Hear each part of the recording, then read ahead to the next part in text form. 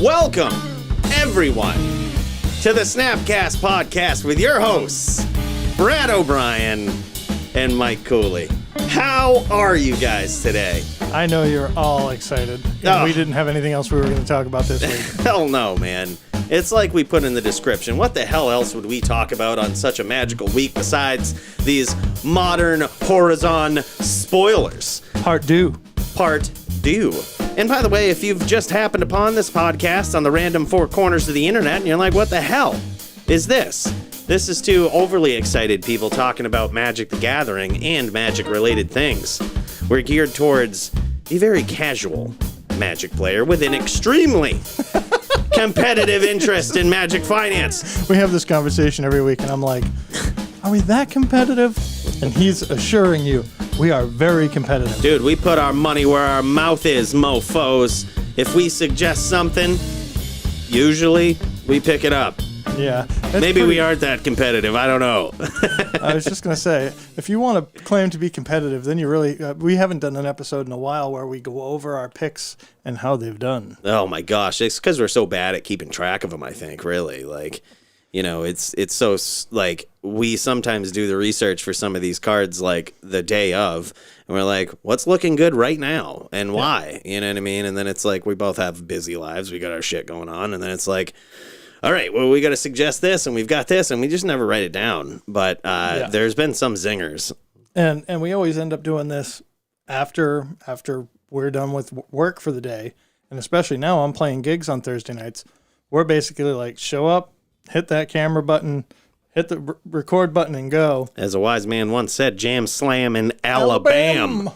And as another wise man once said, Tech 4 is in the chat. We can start the podcast. All right. Yeah, so Modern Horizons 2 has spoiled some cards here. We've got some, we check out mythicspoiler.com to figure out all of our spoilers here. And wow, man, there's been some crazy ones, which I'm sure you guys have seen. There's just some really cool ones out there. They're bringing back some I feel like they had a legacy mindset, like, and I don't just mean legacy as in the format, like legacy Magic the Gathering in mind when they were printing some of these cards for this set. I think that Modern will be the next legacy, and I think they're kind of gearing up for that. I think they're kind of conceding that in some of the cards they're printing. Yeah, I think that, and we talked about this when WotC made the big push for Pioneer, that, okay, they are really trying to sunset Legacy and Vintage. They don't actually want to deal with the reserve list stuff. Even then, we were talking about how they were alluding to or making allusions to reserve list cards in newer printings. They did it again here. Oh, yeah. So I think you're absolutely spot on that they want to make Modern a powered format that will make people say, I don't need to play Legacy if I can play Reanimator in Modern. Right. If I can play... yeah, if Affinity comes back, you know, if you can play a mud deck in Modern, how cool would that be? Yeah, and do you think they'll change their mindset on it? I remember when we were talking Modern, like, I don't know, 4 or 5 years ago, even Wizards of the Coast had stated, this is a turn 4 format. In fact, it was probably the grounds for a lot of their bannings. You know what I mean? I wonder, part of me wonders, if that's going to change, where they're not going to stand by this turn 4 format shit with Modern anymore. I think that they have to... I don't think that they're going to come out and say that until we're absolutely assured that Pioneer is a viable, healthy format. Yep. Or, you know, when Standard comes back. But I think Modern has been pushing turn 3. It's sometimes 2.5 over the last few years, and God, I don't think that they can really make that claim with any authority. Yeah, we haven't heard it in years from them. Yeah, so it's blatantly obvious, I think, with some of these cards that are coming out. The power levels, they have returned to this ridiculous power creep, which they'd sort of dialed back on in recent sets, but now I think it's a no-holds-barred thing for Modern, and we're seeing it here. So without further ado, let's dive into some of these and check these out, because we got some talking to do, all right? We got a card for I just want to talk about this because I feel like it's the lowest power level of all of the cards we're going to talk about first. And of course, it falls right in line with one of my pet decks, and I just absolutely love it. All right, what are you talking about? The mill card. The absolutely busted mill card. Talking about Fractured Sanity? Fractured Sanity is what it's called. It's got a nice little, look at this alternate art. It looks like a kindergartner drew it. I love it. Fractured Sanity, mind you, this card is 3 mana, right? It is 3 mana. It's 3 blue pips. Three blue bips, but this, getting mana like this is becoming increasingly more easy. In mill decks especially, but also in modern as a whole. This card is just nuts. Okay, so this is 3 mana, 3 blue mana. Each opponent, it does not target. I love the way they're going with these new mill cards. It does not target. That makes one of us. Gets around Leyline of Sanctity, and it says each opponent mills 14 cards. 14 cards. And let me explain from a very technical standpoint why this card is very, very good. Mill decks. He's so excited. Mill decks have always had numbers on the mind. When you build a mill deck, when you put a mill card in your mill deck, you have to get a certain return on your investment of mana, or else it's not worth it. Mm-hmm. And that's why Glimpse the Unthinkable is in just about all of them. That's 10 for 2. 10 for 2, right? You're getting per mana spent, you're getting 5 cards. That is above the threshold of what you want. You want to aim for 4. For every mana that you spend, you want to get at least 4 cards out of your opponent's deck to have a very reasonable return. Anything over that is unreasonable and almost must be included in the deck. So as you can see here, the 3 mana is going to net you more than 4 cards per 1 mana. It's right along the lines of a card that's very easy to cast at 3 mana. And it's just going to make all the mill decks. What about the others?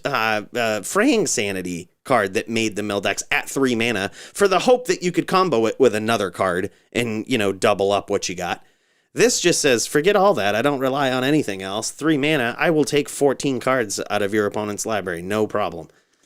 So we haven't read the card in its entirety, because in the fail case, this also has cycling for 1 and a blue, and when you cycle it, each opponent mills 4 cards. So yes. Again, even that effect doesn't target. You get a redraw, you get 4 cards out of their hand. So if you're stuck on 2 lands. Well, and this is, I was going to get there too, as to why this is so insane. Because first of all, just the card on its face for what it does for 3 mana is busted. It makes every mill deck. And here's why it just goes over the top and must be included. New mill decks are using Snapcaster Mage for its insane ability, as you know, to just cast cards from the graveyard. And when you can hold up mana for Snapcaster Mage and cantrip to get 4 cards on your opponent's turn, you can literally sit there turn 4, turn 3 or something if you draw this late, and you can mill them for 4 on their turn while holding up Snapcaster, making them be like, oh, what's he going to do? On turn 4, you could literally Snapcast and then hit like a Drown in the Lock that you stopped him with earlier in the game and do it again. Or you could hold up Snapcaster mana and just be like, yep, that's fine. End of your turn, I'm going to mill you 4. And then on my turn, I'm going to play a land, Snapcast, and cast this thing. It's so good. So there's like 18 cards That's for a third that. of your deck, unless after you've drawn your opening hand. And especially when you factor in the point that these mill decks are putting in a lot more disruption now, like in Drown in the Lock, in Fatal Push, in Snapcaster. Like, it's really, really bad. I mean, and even, let's not forget, Field of the Dead. Like, they have that in there to trigger their traps. Yep. So, I mean, there's so much value in this card. This is personally my favorite card that's been printed, but for my own personal pet deck reasons. But this card, insanely good. I think that if for whatever chance or whatever reason this is dirt cheap upon release, I'll be picking up multiple play sets, but it really depends on the price that it comes out at. Well, you know what? One of the reasons why that card might be dirt cheap when it comes out, because of reprints like Imperial Recruiter being brought into Modern. These are the lottery cards that people are going to go for. I mean, it's actually not all that expensive after the Masters 25 reprint, but it's still a $25 card. I'm talking off the top of my head, but it was one that tanked and then started creeping back up. But the thing is, what's the price going to be now that you can play it in Modern? Yeah, I think it's going to have a net positive effect on the card value. Price. Yeah. Imperial Recruiter, 2 and a red for creature human advisor. When this human advisor enters the battlefield, search your library for a creature card with power 2 or less, a.k.a. Reflector Mage or Thalia or Thalia's Lieutenant. This just allows you to toolbox your humans deck, which I'm not sure. I'm not an avid humans player. I'm not sure if that's the game plan you want to be on. But the fact that you can and possibly replace, the 3 cards that you have at your whim with even just one of these guys to increase the numbers of these other busted cards, essentially, based on the math that you have in the deck, is really good. Well, yeah, and that's just it. If you can have a 5th copy of your 4 best cards in a given matchup, or 6 copies of your 4 best cards in a matchup, that's pretty good. Yeah. I got a question for you as a humans player. Yeah. Where does Mantis Rider stand on your radar these days? Is Modern becoming a format where Mantis Rider isn't good enough anymore? So this is certainly a deeper conversation. I will admit, I don't want to put an extreme amount of thought into this for multiple reasons. For one, I can speculate all I want. The hive mind will figure out what's best. But number 2, something's got to go. And somebody asked me people have asked me about 3 or 4 other cards for the set. We talked about Sanctum Prelate last week. Yep. And, does that steal slots? Well, the deck as it stood only had 2, potentially 3 flex slots. Well, you can't take all of those up with Sanctum. Something's got to go. And if it's going to lean more to taxing and more disruption, the Mantis Rider's got to go. The other question, though, is if that's the case, do you need more? Like, you've got to bump out the 3-drops. You can't just pile in another 7 3-drops in that deck. And what are the other? I mean, so you can choose not to run General Kudrow. Okay, that's fine. The only real other 3-drop in that deck is Mantis Rider. Yep. You're not so Sanctum Prelate, dude.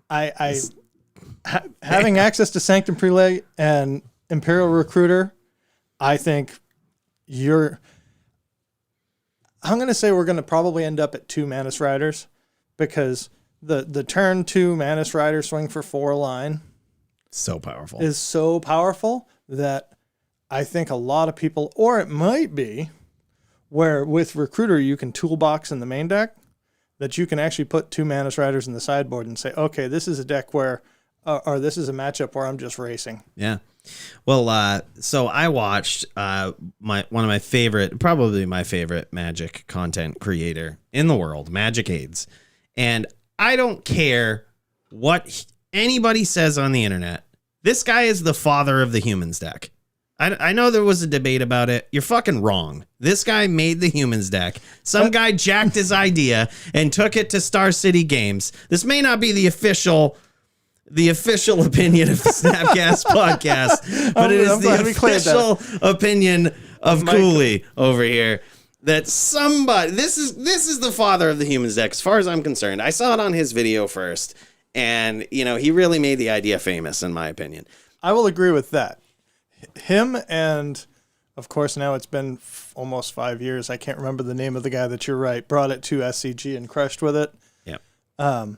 But 5-color creature decks and 5-color tribal decks, I think you would be hard-pressed to give anybody credit for that. But if you want to give credit to popularization, I will say Magic Aids brought it out. I would say concurrently, other people were building the deck. He had it famous on YouTube. then it actually hit at Star City. Oh, for sure.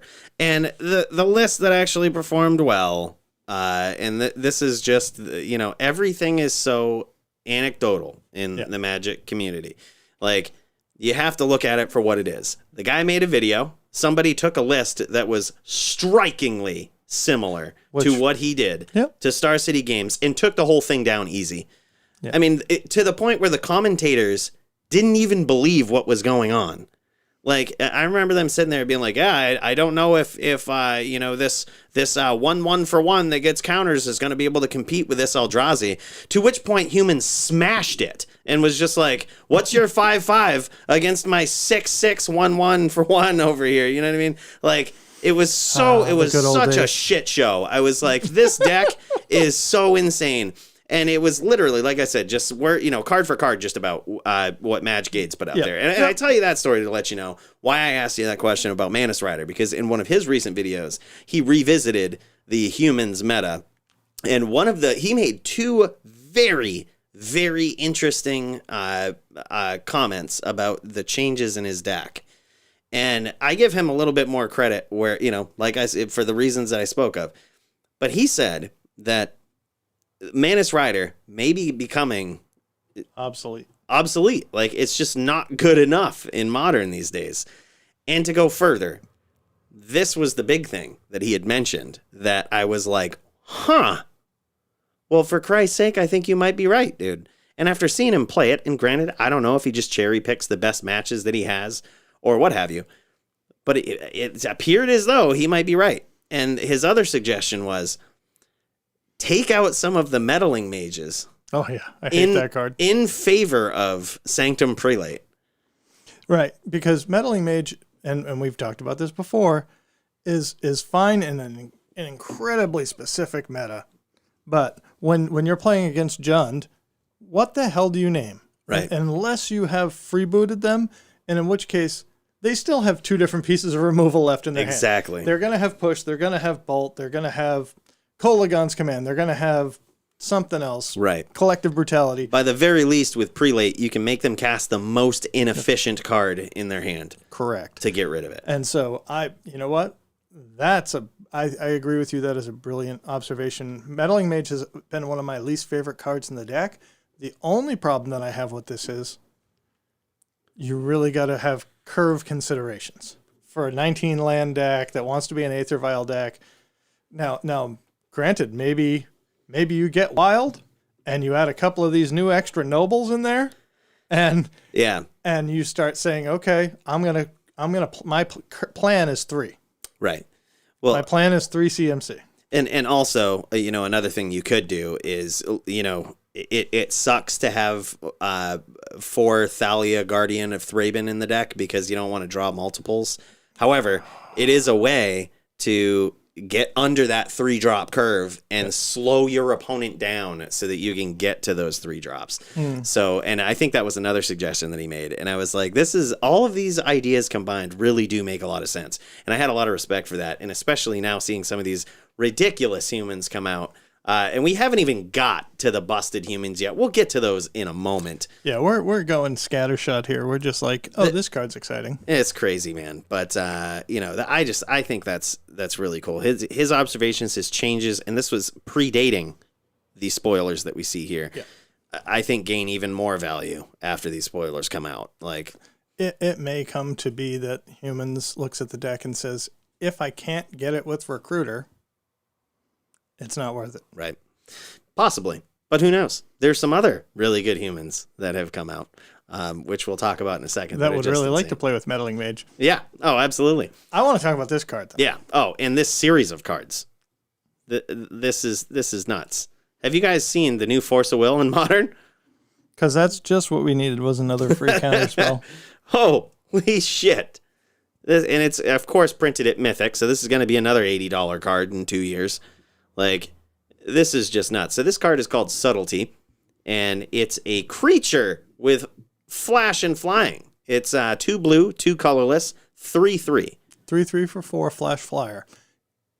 That would be pretty damn good on its own. Hey, not bad, right? Like, not bad. That's awesome. Magic the Gathering, you're printing some busted creatures these days. I was just going to say that. Is there any more things written on this card? It's probably the thing that matters most. When we said it's a free counter spell, it's Force of Will. Almost. Almost Force of Will on a stick, dude. This is just nuts. So the other ability says, when he enters the battlefield, choose up to one target creature or planeswalker spell. Its owner puts it on the top or bottom of their library, right? So you effectively counter it for a turn. You set them back by the very least. But here's the kicker. It has Evoke, and the Evoke cost, it costs no mana. You just exile a blue card from your hand, much like Force of Will, and you can evoke this guy, flash flying anytime. You don't even have to pay a life. Just insane. And it also plays into one of the cards that we were talking about last week. The guy that counters abilities when they come into play if they don't pay for them. So Evoke is a triggered ability, and it won't say this on the card because there's just too much text, right? But what can happen here, theoretically, is you could have 2 mana up with that guy in play. And what you can do is evoke this guy, trigger the counterspell, pay for it, and then trigger evoke, don't pay for it, counter it. So you don't sacrifice it? So you don't sacrifice the creature. You just get a 3/3 flyer on the board too. So just insane. This actually, it's funny that you bring that up because I was having a conversation with somebody this week and they're like, I listened to the podcast and heard you guys talking about Phyrexian Dreadnought. And that goes really good with Strict Proctor. And I'm like, yeah, that's why we were talking about it. But I don't think we ever actually mentioned Strict Proctor. Yeah, that's true. Yep. That says when a permanent enters the battlefield, causes a trigger, you can pay 2 or ignore that trigger. Right. Or like basically it says counter that trigger. So it works for your opponent too. Like, counter that trigger unless its owner pays 2. Right. So it really sucks if your opponent has some shit that they don't want to pay for their triggers too. Oh yeah. However, if you're the one abusing it on the right side of the table in the correct way, it can really pay some dividends. I didn't think about if you exile the card, you are in that instance you're paying for the evoke. The sacrifice is a separate trigger? Yep. So it's the way that evoke reads in not so many words, and I'm just going to throw one keyword that I know exists in here is when the creature comes into play, if its evoke cost was paid, sacrifice it. It's sort of like the Titans, the Uro, like same sort of thing. If it wasn't escaped, sacrifice it. And it's same thing. So it actually reads. Do you have the actual reading up here? I'm working on it. I'm bringing up Magic Judge Rules blog. Evoke is a keyword ability that appeared on creature cards in Lorwyn and Morningtide. The keyword actually represents 2 abilities, a static one and a triggered ability. The static ability is what allows you to play the creature via its alternative evoke cost. This can be paid, blah, blah, blah. This ability triggers anytime. Okay, so hold on. If you choose to pay the alternate evoke cost, then when the evoked creature enters play, the other half of the evoke keyword will trigger. So yes, the evoke causes a trigger on the battlefield. That's amazing. Yeah, just nuts. So get your Strict Proctors. That's my snap this up this week. Pretty good one, man. We talked about the Phyrexian guy last week. We're talking about this. It's just one of those things that the more Magic cards they print, the more busted that card's going to get. It's got an ear to the streets, as we'll see with some of these other cards too that are being spoiled. So only counters subtlety, going back to this elemental incarnation, 2 blue flash flying, evoke, exile a blue card from your hand, counter target creature or planeswalker. Doesn't hit non-creatures. It doesn't, but you can only ask for so much busted on a card. That's what I say. Like in the situations where this is good, it's really good. It's got an ear to the street. It's got one of those, it's got an ear to the street. You're gonna print a busted, like what if they friggin' print Goblin Lackey in Modern because they're like, oh, we're turning it into Legacy anyway. Goblin Lackey, not busted. Well, you're gonna force that. Like that's the force card right there. If you have a way to force it, yeah. That's what you're gonna do. So, but it also couples very well with Force of Negation, which gets a non-creature spell. Yep. So I mean, if you're running a blue deck, if you're running maybe a Stoneblade deck or something, you're running both of these. Right, because this is a body to put the sword on, or counter if you need it. Yeah, exactly. What's up, Chapman and Chapman? Thanks for joining us, man. Appreciate having you. What's up? Speaking of goblins, WotC gave a lot of love to goblins in Modern Horizons Uno.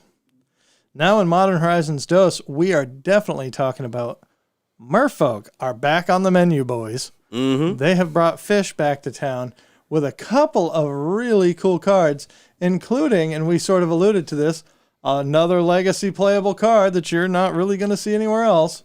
How about Rishadan Port? Oh, man. How about we put it on a 1-mana 1/2 with Island Walk? God damn. Yeah, I mean, I like it. It's not bad. You don't think that this is going to make Merfolk a tier 2 deck again? It's okay. Muller doesn't listen to this. Yeah, I like it. It's not bad. It's not busted. And I feel like any Merfolk card, you need to be devastated when you see it. That's the realm we're playing in these days. So I'm certainly no expert on the archetype myself, but what I've listened to from other folks recently is they just have pretty lame 1-drops. Yeah, and so this having a really relevant ability, this having Island Walk, even if you have 2 lords that don't necessarily have Island Walk, you're sort of living and dying on the strength of your early game. Yeah, and if you're playing against Tron or something, and this guy just happens to keep them from being able to make Tron mana for 2 turns, yeah, that might be enough to get over the finish line. Yeah, and this is why I think it's kind of contradictory in a Merfolk deck. And again, this is not coming from a very, like a pro Merfolk player, but it also sets you back at a time where you probably don't want to be. That's a vile deck. Yeah, well, it is, but and I think that this is on turn 3 or 4, where you're like, okay, I just need to hold them off a color, or I need to hold them off. That's true. Something. That's true. I'll let you play devil's advocate. I know it's not as exciting as many of the other cards that we're talking about. Yeah. But I think that there's going to be a lot of sneaky good stuff in this set. So, and here's what it reminds me of, and I always forget the names of cards, but there was this guy with Metalcraft. He was a 1/1 blue dude with Metalcraft, and he didn't even cost any mana to do this. He just said, if you have Metalcraft, tap him. And his ability was tap target artifact, creature, or land. Wow. And it's very powerful. But it never went anywhere. Yeah. It was just, and granted, artifact decks really aren't trying to do that a lot of times. It's an odd one to have in that type of deck. If this guy didn't cost a mana for his Rishadan portability, if they just said he's got summoning sickness, then it would be like a devastating 1-drop. Yeah. But I don't know. We'll see. I'd be curious to see what Moeller thinks of this card. I wonder what he would think about the 3-drop Merfolk that they previewed. Civilian. God of sea and sky. I want to know what the sky part is about this card. But 1 blue, legendary creature, Merfolk god. Okay, you want to go mono blue Merfolk in EDH, here you go. All right. If you control 2 other Merfolks, I don't know why they say Merfolks. If you control 2 other Merfolk, sounds like better. I wonder if this is just a translation thing. Yeah, I think that says Merfolk. Maybe it actually they changed the word though, because folks is a word, and I'm going to visit my folks. Yeah, or I don't know. That's really weird though. But yeah, Merfolks. Weird. When this creature attacks, draw a card. Jesus Christ. Other Merfolk you control have ward 1, so it costs 1 mana if they want to target it. Oh, correct. So it's basically like another bubble. What's this bubble spirit? Yeah, I know what you're talking about. spirit guy that isn't a merfolk. Oh, this is so good. This is what it needed. Kira? Yes, Kira. Great glass spinner. That's Woo, it. we got Nailed it. With a lot of ums and ahs, we finally figure shit out.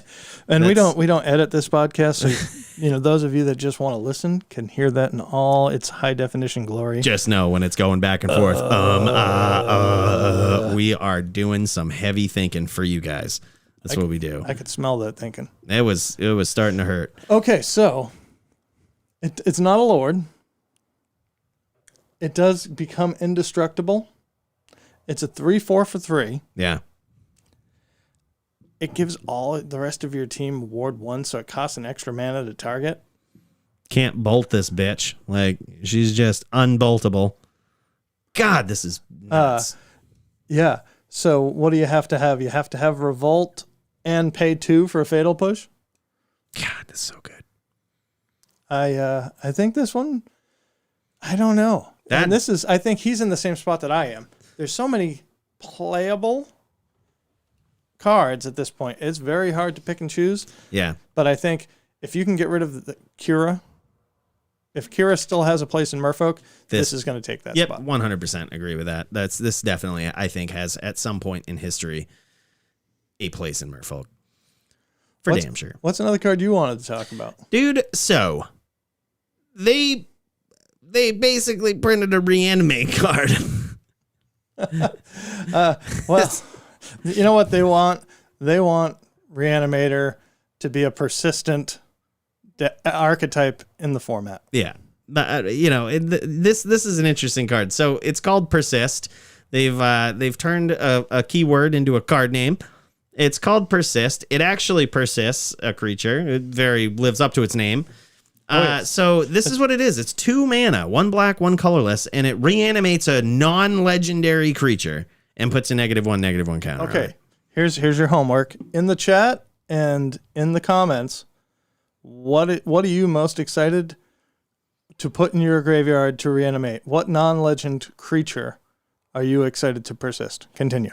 That's a good question, because in a lot of these busted Eternal format Reanimator decks, you often have the legendary creatures that are absolutely ridiculous. Some that come to mind for me, though, were some of the sideboard cards that Reanimator had in them, such as the Titans, the Grave Titans, the Tidespout Tyrants, you know what I mean? Like the stuff that's so busted early on that when you get it in there, or even hell, what if you just put a Sphinx that draws you the 2 cards in? Like, is that modern legal? Yeah. That's a modern card? Yeah. Holy crap. Yeah. Stupid. I'm pretty sure it is. Like I'm about 50% on it. I'm pretty sure Why it have is. I never seen that? It's got a new border. It can't not be a modern card. It's got a newer border. Sphinx. Consecrated Sphinx. Consecrated Sphinx. That's what it is. See, we almost had another moment there, but yeah. So we're checking it out. I'm relatively sure it's modern legal. But Mirrodin Besieged. There you go. Jam Slam Alabama. That's a pretty good one if you can like thought scour yourself on turn 1 and on turn 2 bring it back out as a 3/5. So I think that in modern we might actually see sort of fair. Oh my God, Sundering Titan 2, get out of town. That's a good one. You're an SOB tech and those are the cards that Legacy Reanimator put into their sideboard, because they're just like, yeah, for those techie decks there. Or what about just like any of the Titans, right? Like you could have Sun Titan in there. You could have, I'm not sure how good that would be in this deck, but like you could have the Fire Titan. You could have the Blue Titan. That it's just so hard to get rid of and disrupts your opponent very early on. And it's just like, okay, there's my deck. I'm going to turn 2 this shit, and you better do something about it. Like, God, that's good. This is what I mean by like, modern is becoming less than a turn 4 format. Yeah.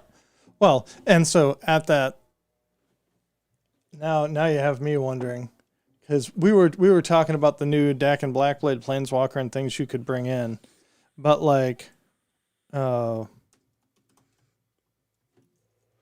just double checking.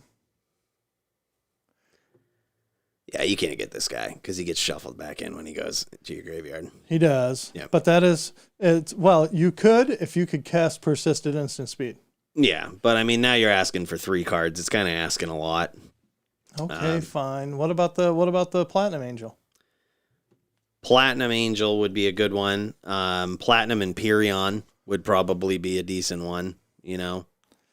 Like, these are non-legendary, and these are on my brain because I've been thinking about the Planeswalker that lets you put an artifact into play. Oh, yeah. And so I'm thinking, what are these big, nasty artifacts that... You could have literally a modern show and tell deck with that. You just get these nasty, big-ass artifact creatures that you're either going to reanimate with Persist, or you're gonna cheat them into play with your Planeswalker. Yeah. And, I mean... And I'm not saying that Refurbish is a modern playable card, but return target artifact from the graveyard to the battlefield. I mean, especially if you go Esper, there's a Planeswalker that they printed that actually fits perfectly into this deck. Like, it's an Esper Planeswalker, and it's Dacon, Shadow Slayer. Dakin, from Dakon Blackblade. Dakon Blackblade. All right, so this guy, right? Blue on Blackblade. Listen to all the shit this guy does, right? And he's so perfect. If they do such a good job of stalling you, like, and slowing you down, if they actually do, slow you down early game, you maybe have this guy as a 1, maybe 2 of in the deck, where he comes out, and even if you get him out turn 3, he's pretty, like, you got to handle him, like, you got to get rid of him, like, but if you don't, and it gets late game, and you have 6 or 7 lands out, and you slam this guy down, you can just instantly reanimate something out of the grave. You instantly ultimate this guy.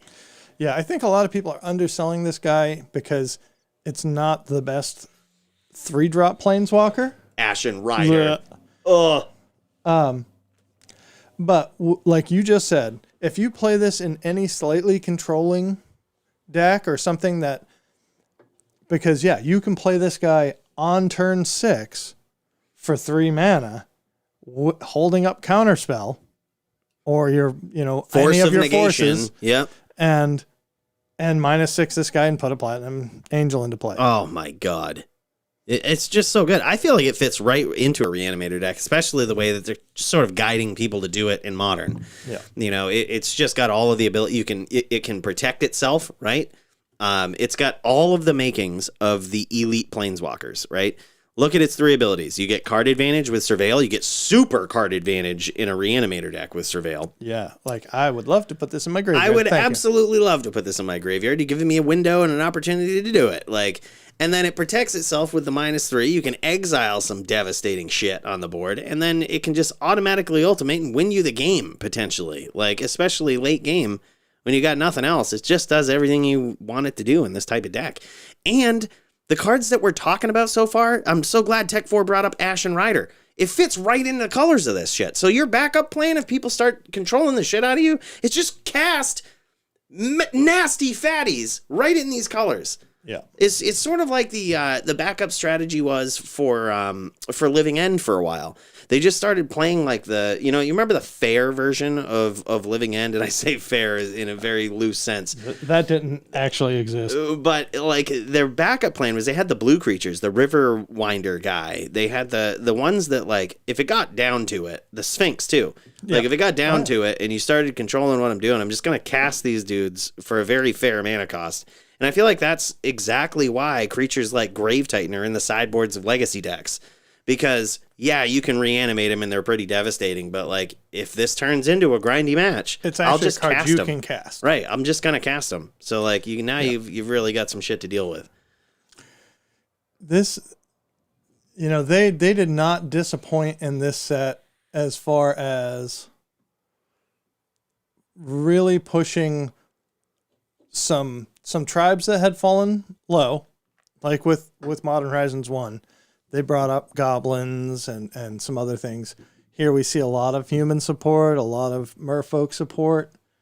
But to underplayed archetypes like Mill, like Reanimator, that have not ever really been top table consistent archetypes, I will give them a lot of credit for designing something that is a playable limited format, which people say all the time that Modern Horizons 1 was a pretty good limited format. I imagine this one with the Squirrel Tribe. I didn't even talk about squirrels. Holy crap. Oh my God, they're back. I don't care about squirrels, but holy crap, there's a swarm of them. They're back. There's literally a mob of squirrels Oh in my this gosh. set. There's Squirrel Storm in this set. Did I ever tell you the first deck I ever built seriously was a squirrel deck? I think Yes. I've said that You before talked on the about that cast. once on the cast. Yeah, and this card was in it. A 4 of Squirrel Mob, now modern legal. God, I remember the combo deck that I had. This was a combo deck back in the day, right? You had Deranged Hermit, 2 reserved list cards. I'm gonna call Deranged Hermit and Lifeline. And basically, what you do is you get a Lifeline into play in your ramp up Squirrel deck, and then you play a Deranged Hermit and just not pay his echo costs all the time. And he'd just keep giving you creatures and coming back. Like, so I was like, that is the coolest combo I've ever seen in my life. I'm designing it. And this guy was definitely in there, but I'm just happy that they're giving some focus to squirrels in this. I love the flavor text on this. An army of squirrels is still an army. That's the original flavor text of that card Is right that- there. Yep. So it's funny, actually, I have a saying all the time that even an exercise in futility is exercise. It might be done. pointless, but you exercise something. Well done. Yeah, Storm is in this set. K-Flag was talking about it last night. He was terrified that they were going to put Storm in this set, and it was going to get Manamorphose banned. Oof. And then he's like, all these Storm cards suck.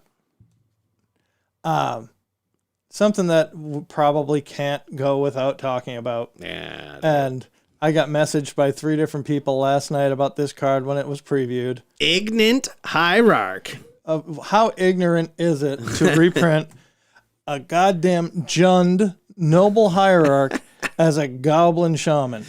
They really Like, you knew what went they were from a doing. human druid to a Goblin Shaman. Okay, druid, shaman, Yep. sure. Should have been a noble. It should have been a human noble. It's a noble hierarch, but that's fine. This one is like ignorant hierarch, like you're just saying it. It's ignoble. Yep. It is the opposite of noble.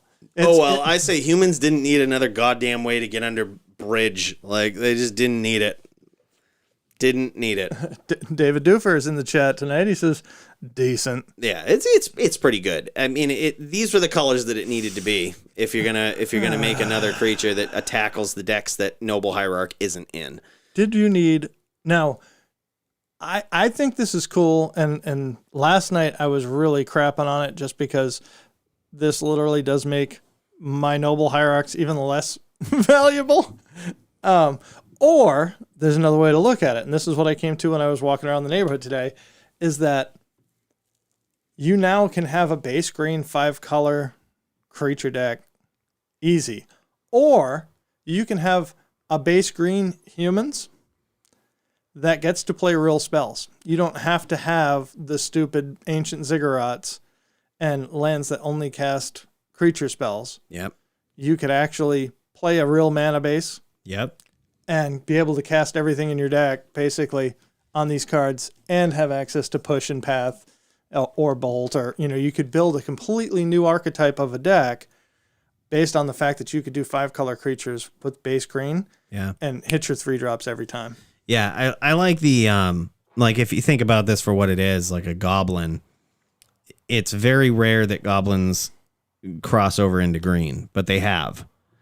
Vexing Shusher, for example, is just one of those weird ones that was like, everybody saw it as double red for the longest time because it was like hybrid red, hybrid green in its mana cost, and hybrid red, And hybrid its green activation. in its activation. But if you bring in cards like this is everything that a 1-drop goblin basically wants to do, right? Like, if you think about it, goblins want to be aggressive, and they want to make your next plays vicious. Like, Yeah, so like you think about all the 1-drop goblins that just sack to add mana. yeah, This one doesn't have to sack. right. It's really opens the door for goblin decks to which naturally use Aether Vial to take a more humans approach and be hyper aggressive and just go turn 1 Ignorant Hierarch, turn 2 your dude that makes him cost less, or your captain dude, and swing for even more because this guy's on the board immediately. Yeah. Already adds +1, yeah. And your turn 3 plays are going to be out of this world insane if you don't solve what's there. So it's like turn 3, hyper aggressive, get out of town. You got Ringleader too. Like, you know what I mean? That could just get tagged in there. All right, Doofy, you said this is decent. Tell us in the chat, where do you see this getting played? And while we're doing that, like, this is as much as Noble Hierarch has ever been a staple. This will be a staple. Thank God they printed it at Rare. Yeah. And not Mythic, because this card would be stupid expensive. Because, yes, the other thing is all of your Jund decks want to play 3 drops on turn 2. Yeah. And they also Bird is like a filler. You know what I mean? It's the weakest card in their deck, and this gives them some sort of offense. Yeah. That, you know, it's so good. It's so good. If you can play, I mean, just think about playing the Berserker Elf, Bloodbraid Elf. Yep. A turn earlier and Exalted Trigger. Oh, yuck. Yuck. Jund and Jund Shadow. Yeah. Every flavor of Jund. What gave you that impression? Was it the 3 different mana costs on the card? Yeah, I mean, I think for sure, just like the fair decks, you know, the fair and hyper aggressive decks, much like what we see Noble Hierarch in, this will be in the Jund variants of those decks. And I think it was a clutch call. I'm curious to see what kind of impact it has on Modern, because it could push them right over the top. Oh man, and we're only maybe halfway through spoilers. Spoilers are supposed to go all the way through next week. Yep. By the way, we pointed this out. Could you click on Abundant Harvest real quick? Oh. So we knew that this was going to be in there. They printed it at common, right? Is there an alternate printing of this? If you highlighted it, is it okay? So there is an alternate, not as good printing, if you would ask me, as the one that we saw recently. And we said, hey, pick this up. And like, granted, they did print it at a common, which I think will hurt the value of it a little bit because there will be a surplus out there. Yeah. But people that want the pimp one will get the pimp one. The people that got the pimp one at $1 still aren't going to feel bad. No. You know what I mean? That's just how it is. The artist sketch ones. So the theory behind these sketches is they're a lot of these sketch arts, especially they're going to be doing this in the D&D set as well, is just supposed to be a throwback look. I think it's kind of cool seeing what the artist was. They sketched out the idea, then they did the real painting. That is cool. I like that. So when I said that a third grader, it looks like a third grader drew it, that was actually a legitimate Magic artist, but it was like the early stages of the painting. Yeah. Maybe I've just had a revelation. Like, I always thought I was terrible at drawing and painting. Maybe you just needed to go the extra mile. Exactly. You know? That's what it was with the Faithless Looting art. I'm not even going there. I'm leaving that. That was early stages of a really good Faithless Looting painting. All right, we've got about 12 minutes. I want to talk about a very controversial card. And I hate it. I absolutely hate it. They shouldn't have printed it. Okay, Stupid controversy card. is over.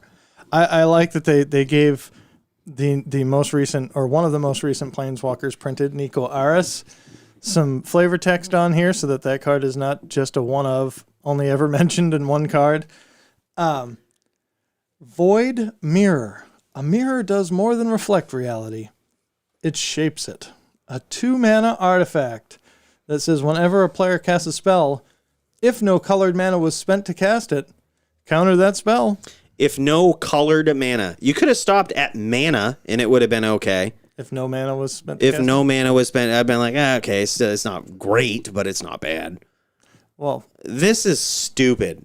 This is the biggest fuck you to all artifact decks out there. This is better than Stony Silence. Yeah, you just can't cast stuff. You everything just gets countered. But most, like, traditional Tron, for the most part, is green Tron. Hardened Scales is a base green deck. You can pay green into a generic mana cost. I suppose you're right. So don't get too... I suppose you're right. God, I love talking to you about my convictions. Wow, that's genius. That is genius. But- so when you cast it with a Cavern of Souls, it can't be countered for multiple reasons. Exactly. Oh, God. That's You can say genius. make blue with Cavern and Oof. stick it to this card. Wow, that's awesome. But okay. you did also point out, I think, the thing that most people missed when first reading this card. Get out of here with your Force of Will. Get out of here with your Force of Negation. Get out of here with your Suspend card. Oof. Get out of here with your Cascade. Cascades. Get out of here with all of your busted stuff. Get out of here with your Tron. Ooh. Ooh. Yeah. Man, it puts the fucks to Tron, doesn't it? It does if they don't All have right, my opinion has changed about this card. I fucking love this thing. Well, and yeah. It's I think it's just an eternal sideboard staple. Yeah, this is beautiful. This is beautiful. I mean, this is. I have done a complete I like 180. the 180 on this one. I totally, yeah, and especially whereas one thing that we didn't talk about, which is a huge thing, is the new artifact lands. When you sent me a picture of this, I didn't even notice that they were artifact lands. Let's go out on that. Yeah, yeah, because this is insane. They printed new artifact lands. And they don't look like artifact lands. It's very confusing. When Brad sent me a picture of these, do you see, like, when you just look at these, just take a quick glance, artifact land doesn't pop out. It might because I just talked about it, but like, these are all artifact lands, and they're double colors. They printed the full set of double colored artifact lands, right? So they tap for 2 different colors of mana. They're indestructible in their artifact lands. They do come into play tapped, which does nerf them a little bit. Yeah. I'll tell you, when I saw these printed, I put 8 Amulet of Vigor in a cart on TCG Player, and my hand was hovering over that button, because if there's a way to break these, it's probably untapping them. It's that, or it's, the more traditional approach to Affinity, right? Like, you have your 0 drops, you have your Frogmites, you have, you're looking at Mirror Enforcers and a couple of zeros and then a Frogmite. You're looking at a consistent Mirror Enforcer on turn 2 or 3. Like, you know what I mean? It's gets ridiculous if you actually have artifact lands back in that you can consistently get. And mind you can still play Darksteel Citadel. So like, and all of your lands are indestructible at this point. So like, now you're not going to get, you're not going to get smashed out by the Ponza decks. Mm-hmm. Like, you're not going to get controlled by that, in that sense. Which is actually what when we were looking at Void Mirror a second ago, I was thinking, to be the Ponza deck that says, oh, you're playing Tron, I'm going to play Void Mirror on 2, and on 3, I'm going to blow up your forest. Oof. And then on turn 4, I'm going to blow up your forest. Oh my God.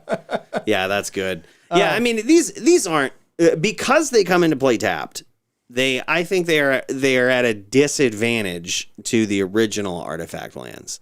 They are, but there's a reason why they banned those. Yeah, there's a reason why they banned those. They are at a slight disadvantage. But when you think about the way that Hardened Scales or Affinity decks have sort of been morphing in recent years, they're not above playing tap lands, a la Land of War Refuge or Land of War Reborn. Yeah, Land of War Reborn. Like, they're not above it as long as you get some sort of benefit that's busted later on. And that comes in the form of Arcbound Ravager with artifact lands. That was always the stupid shit that people didn't want to see. You know what I mean? I mean, granted, you probably, if you have a Hardened Scales, you hate seeing this in your opening hand. Like, you hate seeing one of these. Yeah, but you don't want to have a tap land and a Hardened Scales. Right. But I mean, I think it could replace some of the colored mana, such like the reason we ran forests is because of shit like Field of Ruin and Ghost Quarter. You no longer have to run the basics necessarily. Void Mirror. Void Mirror, this gives you outs to some of the counters, to some of the hard counters. The drawback, though, and this is probably the biggest one that I think, when you put it in context, it's like, oh, shit. Yep. Stony Silence, they still die to. And like, and they die worse to Stony Silence because you have to wait to untap them. So here's the beautiful thing about a game that has been around for so long that always constantly has to have a shifting balance to keep interest is that you just said it. When they printed Void Mirror, we're like, oh man, that's a sideboard eternal staple. That's possibly better than Stony Silence. And so everybody starts running that, and somebody finds a way to break these artifact lands. And then it's like, well, now they're paying colored mana.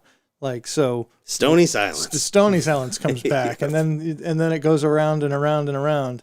Yeah. The other thing, and I will give Tech 4 credit for this, we talked about this last night.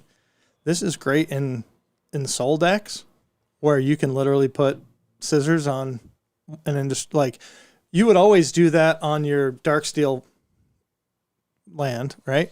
Oh yeah, well yeah. So you want an indestructible 5/5 flyer. Well, now you can actually play this tapped land on one.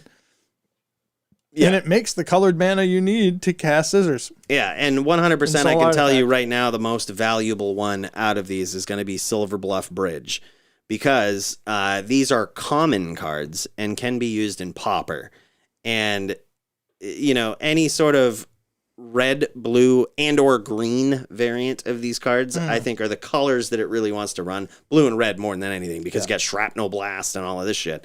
And they run the traditional affinity cards in Pauper, like the Mirror Enforcer, the Frogmite, all of this stuff. So these help it in a lot of ways. But additionally, they give you the artifact for Shrapnel Blast. They give you the Metalcraft for Galvanic Blast. And they give you the mana to cast it. So I think in Pauper, those definitely have a place 100%. And yeah, I guess we'll have to see how they pan out in Modern. And Soul That Land, says Black Dove Entertainment. Good to have you in the chat, Black Dove. You got here just in time. Just in time, brother. We're happy to see you. Thanks for popping in. But that was what we have for previews and spoilers. We took a different approach. We actually went down through the list first. Instead of playing the surprise coolly, we were like, let's have an intelligent conversation. let's change things up. Yes. And have an intelligent. No, we did. We sort of said, hey, let's just skip through and see what catches our eye. So we appreciate you hanging out with us, guys. Thanks so much. If you haven't already, subscribe so you don't miss any time that we go live. Put a like on the video. Help the word get out there for other people interested in Magic and Magic-related things. And guys, as always, thanks for joining us. Have a great weekend. We'll catch you next week. Peace.